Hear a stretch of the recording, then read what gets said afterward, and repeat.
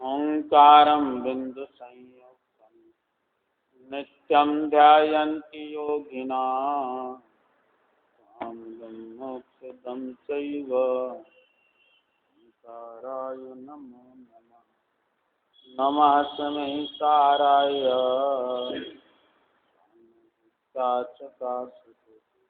चित्तस्वभावाय भावाय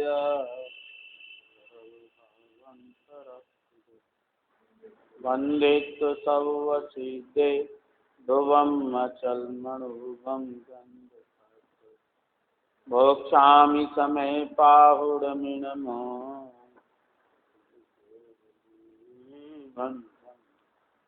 निज स्वरूप को परम रस जामे भरो अपार परमानंदमय समय सार कुंद कुंद मुनि चंदवर अमृत चंद मुनि आत्म रसी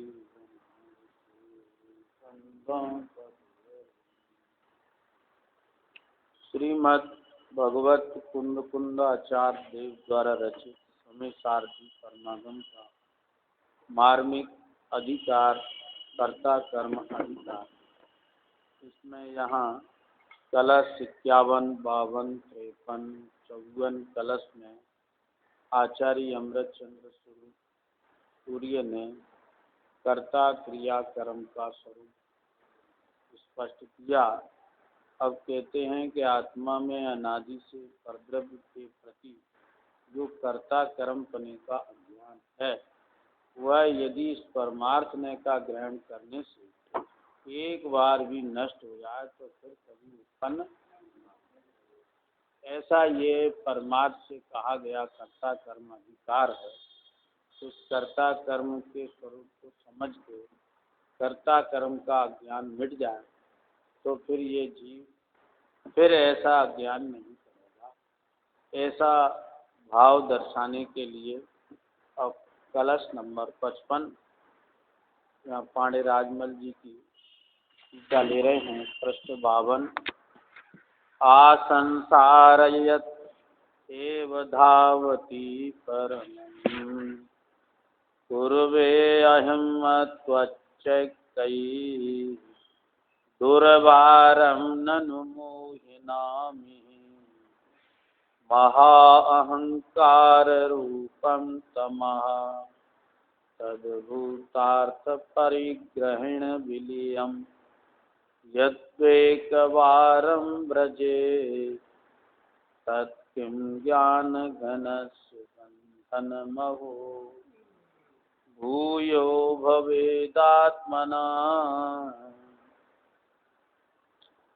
खंडान्वय सहितार्थ ननु मोहिनाम अहम पूर्वे यति तमः आसंसारात एव धावति। अहो जीव मिथ्या दृष्टि जीवों के ज्ञानावरणादि कर्म का कर्ता जीव ऐसा है जो मिथ्यात रूप अंधकार अनादि काल से एक संतान रूप चला आ रहा है। कैसा है? मिथ्यात रूपी तम परमम परद्रव्य स्वरूप है। और कैसा है? उच्चैक दुर्वारम अति भीत है। और कैसा है? महा अहंकारम मैं देव में मनुष्य में त्रियंश में नारक ऐसी जो कर्म की पर्याय उसमें आत्म बुद्धि वही है स्वरूप जिसका ऐसा है। यदि तद्भूतार्थ परिग्रहण एक बार विलयम व्रजेति जो कभी ऐसा है जो मिथ्यात अंधकार शुद्ध स्वरूप अनुभव के द्वारा अंतर मुहूर्त मात्र विनाश को प्राप्त हो जाए। भावार्थ इस प्रकार है, जीव के यज्ञ मिथ्यात अंधकार अनंत काल से चला आ रहा है तथा जो सम्यक तो हो तो मिथ्या छूटे, जो एक बार छूटे तो हो तथात्मना भू है बंधनम किम भवेत। वो जीव उस कारण से जीव की उन्हें एकत्व बुद्धि क्या होगी? कुछ नहीं होगी। कैसा है? आत्मा ज्ञान घनस्य ज्ञान का समूह है। भावार्थ शुद्ध स्वरूप का अनुभव होने पर संसार में रुलना नहीं, देखो यहाँ आचार्य अमृत चंद इस जीव को संबोधन करके कहते हैं, अहो जीव। प्रशंसात्मक संबोधन है। अहो जीव, मिथ्या दृष्टि जीवों के ज्ञानावरणादि कर्म का कर्ता जीव ऐसा है जो मिथ्यात रूप अंधकार, मिथ्या दृष्टि जीवों के ऐसा मिथ्या अंधकार चला आ रहा है कि वह ज्ञानावरणादि कर्म का कर्ता स्वयं को मानता, अनादि काल से एक संतान रूप चला, ऐसा अनादि काल से मिथ्यात एक संतान रूप माने प्रवाह रूप से चला। एक समय के लिए भी वो मिथ्यात का प्रवाह टूटा नहीं। कैसा है मिथ्यात रूपी तम अंधकार, परमम परद्रव्य स्वरूप है। और कैसा है कि उच्चई के दुर्वारम अति धीट है। और कैसा है महाअहंकार रूपम, मैं देव में मनुष्य में त्रियंश में नारद, ऐसी जो कर्म की पर्याय उसमें आत्मबुद्धि वही है स्वरूप जिसका, ऐसा है। ऐसा है मिथ्यात रूपी अंधकार के परद्रव्य स्वरूप है, वह आत्मा का स्वरूप नहीं है।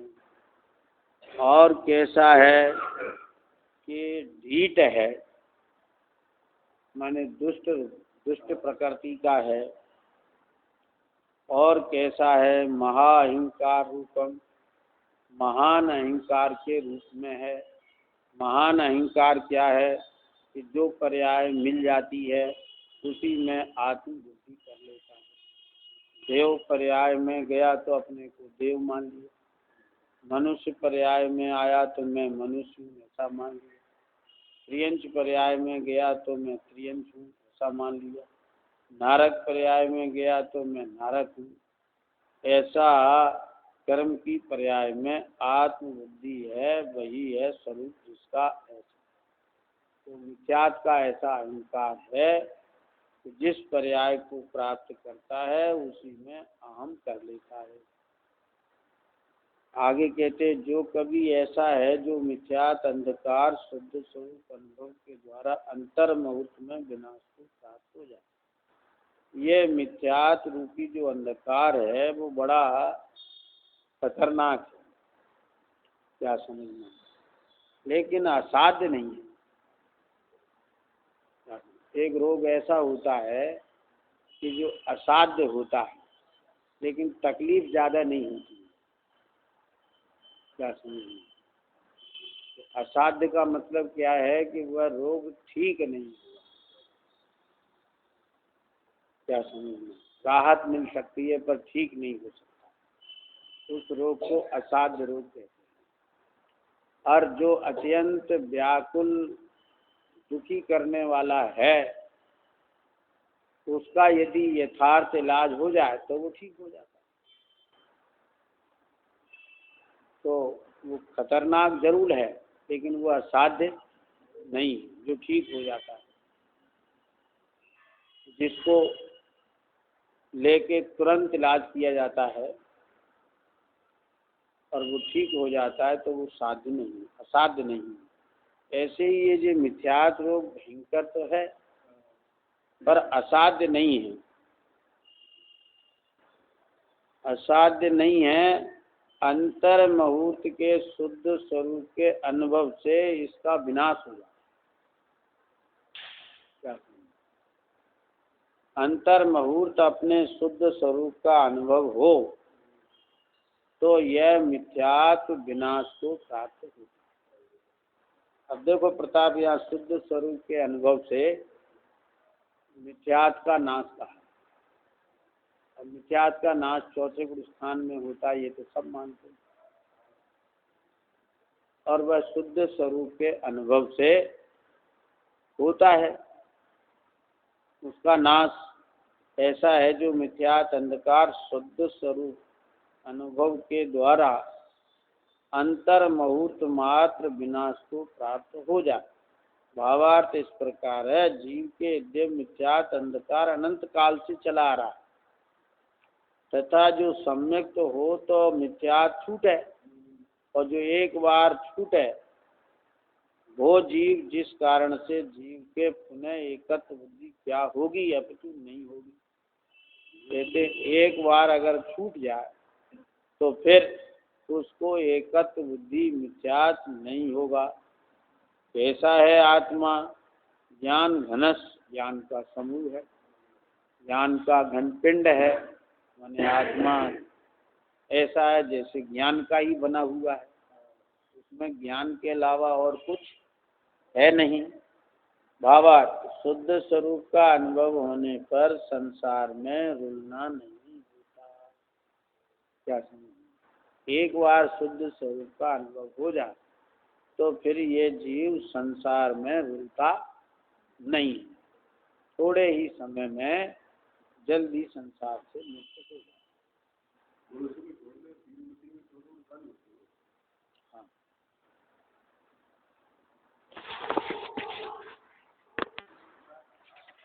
अब इस कलश की टीका जयचंद की छाबड़ा की समय सार वचन का में पृष्ठ 290 पृष्ठ पर है। यहाँ पद्यानुवाद भी दिया है। कर को करूँ मैं यह अहम अत्यंत ही दुर्वार है, यह अखंड अनादि से जीवन हुआ दुस्वार है। भूतार्थ नय के ग्रहण से यदि प्रलय को यह प्राप्त हो, तो ज्ञान के घन पिंड आत्म वो कभी न बंद हो।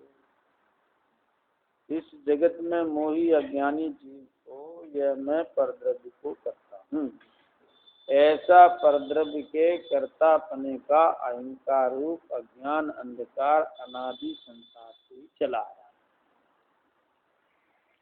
कैसा है वह ज्ञान अंधकार? अतिशय रूप से दुर्वार, निवारण नहीं किया जा सकता है। इसलिए आचार्य कहते हैं कि ये शुद्ध व्यापक रूप अभेद न परमार्थ है, सत्यार्थ है। उसका ग्रहण करने से यदि एक बार भी अज्ञान अंधकार का नाश हो जाए तो इस ज्ञान घन जीव का यथार्थ ज्ञान होने के बाद क्या ज्ञान चला जाएगा? नहीं जाएगा। और जब ज्ञान ही कहीं नहीं जाएगा तो फिर क्या ज्ञान से बंद होगा? कभी भी नहीं होगा। भावार्थ या तात्पर्य है कि अज्ञान तो अनादि से ही है, परंतु दर्शन मोह के नाश से एक बार यथार्थ ज्ञान पूर्वक सहायक सम्यक उत्पन्न हो जाए तो पुनः मिथ्यात नहीं आए, तब मिथ्यात का बंध भी नहीं हो। तब मिथ्यात के चले जाने के बाद संसार का बंधन कैसे रुक सकता है? मोक्ष ही प्राप्त होता है, ऐसा जानना चाहिए।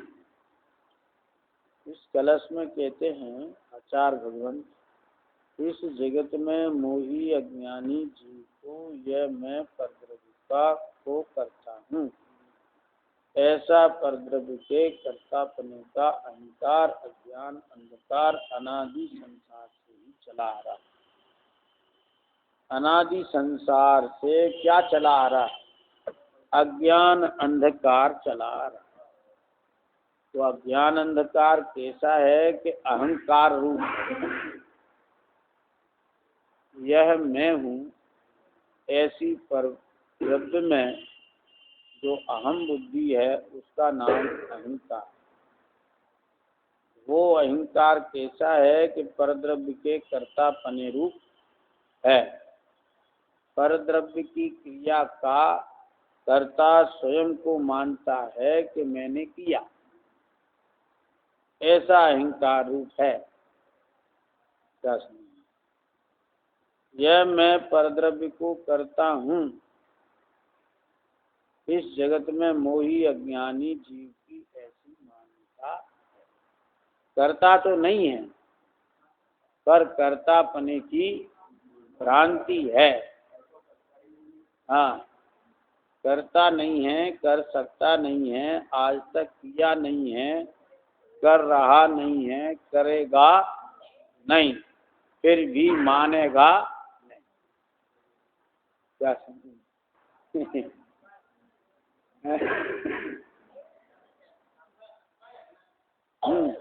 हाथ पैर है नहीं, हाथ पैर शरीर के हैं, फिर भी मानता है कि मैं करता हूँ, हाथ पैर चलाता हूँ। यही तो इसका अहंकार है कि जो है नहीं और उसको अपना मानता है।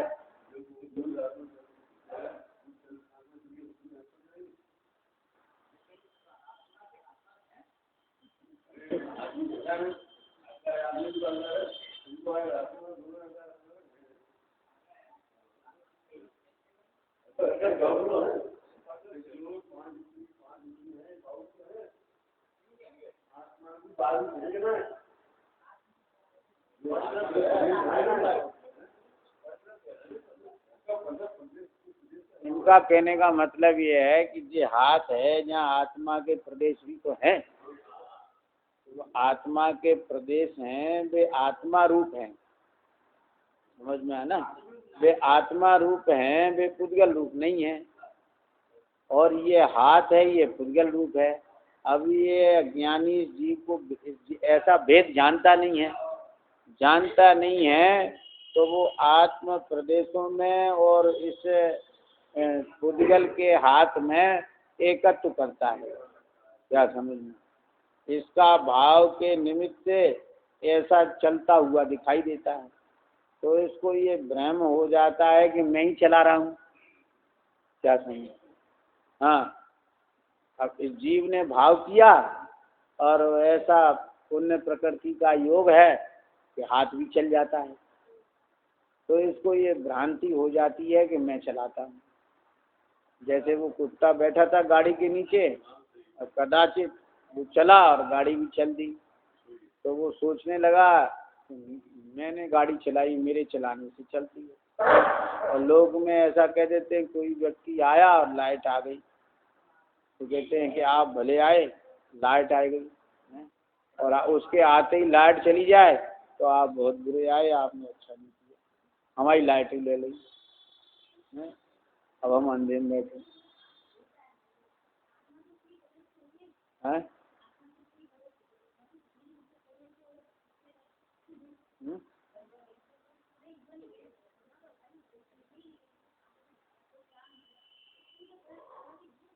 नहीं, इतने काय के लिए सब हिल रहे हैं, गर्दन हिल रही है कि नहीं है?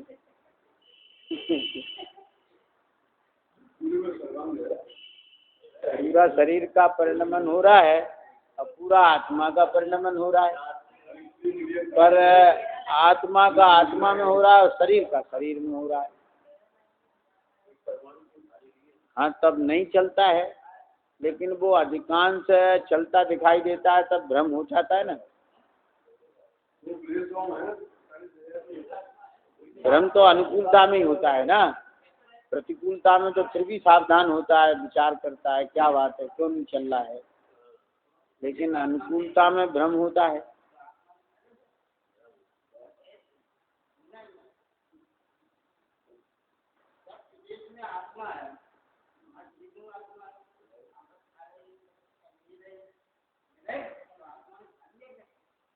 अरे आत्मा ने चखा तक नहीं।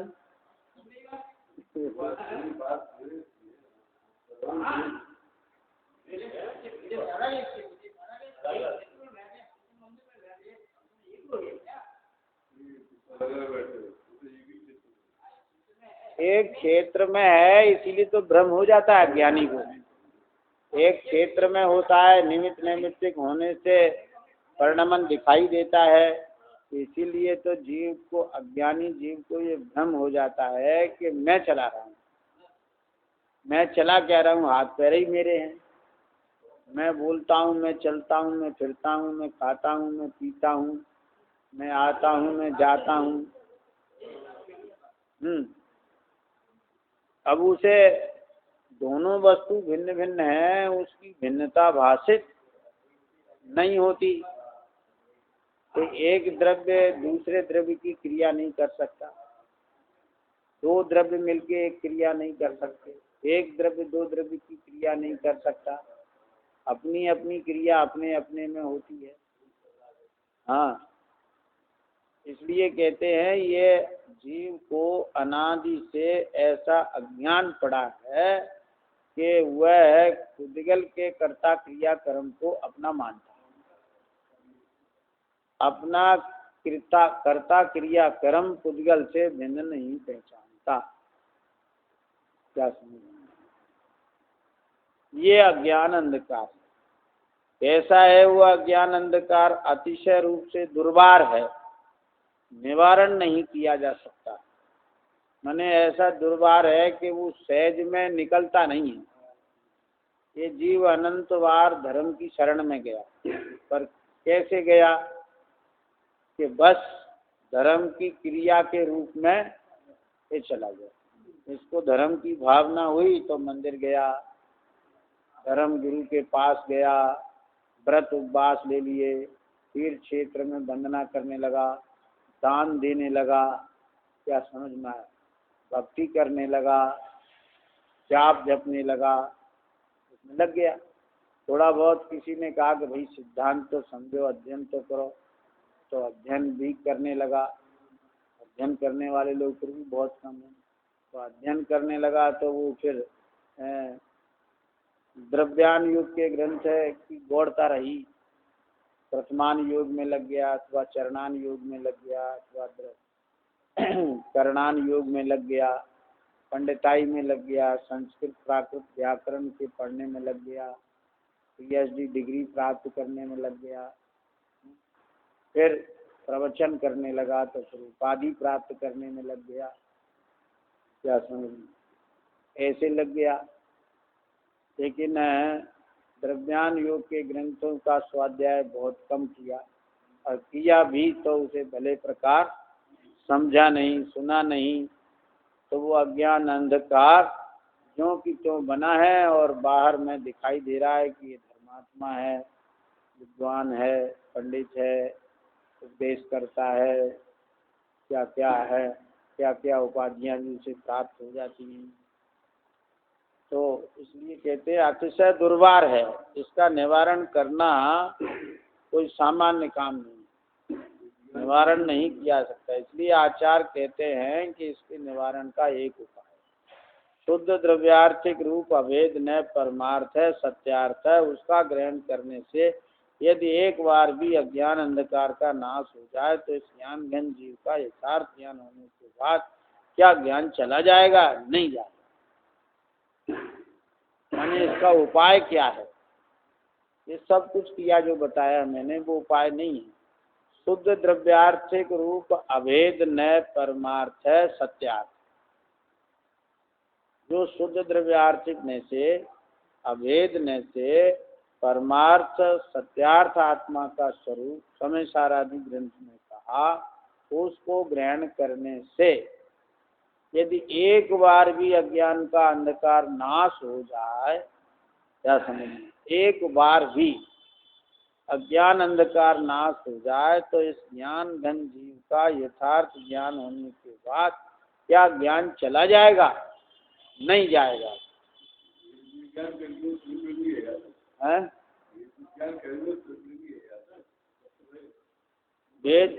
यथार्थ वेद ज्ञान नहीं होने पर कुछ भी हो सकता है।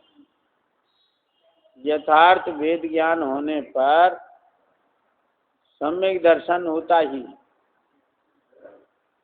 यथार्थ वेद ज्ञान नहीं होने पर तो कुछ भी हो सकता है। क्या समझ? जैसे अन्य प्रकार से अज्ञान हो सकता है, ऐसे ही यथार्थ वेद ज्ञान न होने पर जो है भी अज्ञान ही बना रहता है, उसका नाश नहीं होता। यदि यथावत वेद ज्ञान हो जाए तो फिर मिथ्यात्व का नाश हो ही जाता है। तो ऐसे कहते हैं कि ज्ञान होने के बाद क्या ज्ञान चला जाएगा? नहीं जाएगा। जब ज्ञान ही कहीं नहीं जाएगा तो फिर क्या अज्ञान से बंद होगा? अज्ञान का खेल खत्म, फिर बंद कैसे होगा? कभी भी नहीं होगा। क्या समझ? भावार्थ यहाँ तात्पर्य यह है, अब देखो अज्ञान से बंध कह रहे, अब एक पंचम काल है भाई, एक मानता है ऐसी भी चल गई, वो कह रहे कि मिथ्यात्व से बंध ही नहीं होता, बंध अकिंचित कर है। भावार्थ, यहाँ तात्पर्य यह है कि अज्ञान तो अनादि ही से है। कब से है? अनादि से। परंतु दर्शन मोह के नाश से एक बार यथार्थ ज्ञान पूर्वक सहायक सम्यक उत्पन्न हो जाए तो पुनः मिथ्यात्व नहीं आए। यहाँ जयचंद जी छाबड़ा ने सहायक सम्यक की बात कही, इसलिए कही कि कलश में ये कहा कि एक बार ज्ञान हो जाए तो फिर वह ज्ञान जाता नहीं है, इसलिए इन्होंने सहायक सम्यक की बात कही है, क्योंकि उपसम सम्यक्त होने के बाद वह सम्यक छूट भी जाता है, फिर मिथ्यात हो जाता है। स्वोपसम सम्यक्त है, छूटता भी है, नहीं भी छूटता, पर उसमें मलिनता होती है। लेकिन सहायक सम्यक्त ऐसा है कि अगर हो जाए तो छूटता नहीं है और निर्मल होता है। लेकिन अगर उपसम सम्यक्त भी एक बार हो जाए तो फिर भले छूट जाए लेकिन फिर होता है। क्या समझ में? माने संसार का अंत उसका आएगा ही, उत्कृष्ट काल उसका अर्ध प्रतिपल परावर्तन काल गुरुवाणी ने कहा है, उसका भी अनंत संसार काल नहीं है। जो सम्यक्त होने के बाद छूट जाए तो उस मिथ्यात्व का फल अनंत संसार नहीं। इसलिए सहायक सम्यक्त की यहाँ बात इसलिए कही कि फिर वह छूटता नहीं, तब मिथ्यात्व का बंध भी नहीं होता। मिथ्यात्व के चले जाने के बाद संसार का बंधन कैसे रह सकता है? क्योंकि मिथ्यात्व ही तो मूल बंध का कारण है। क्या समझ में आया? हम क्या करें? गुरुवाणी में लिखा है भाई, मिथ्यात्व चले जाने के बाद संसार का बंधन कैसे रह सकता है? क्योंकि मिथ्यात्व ही तो मूल बंध का कारण है। मिथ्यात्व चला गया तो फिर बंधन भी चला गया, और मिथ्यात्व है तो किसी प्रकार से बंध रुकता नहीं है। चाहे भले अकिंचित कर मान लो तो भी तुम्हारे मानने से वो बंध अकिंचित कर नहीं हो सकता है। वह बंध पत्थर की लकीर के समान है।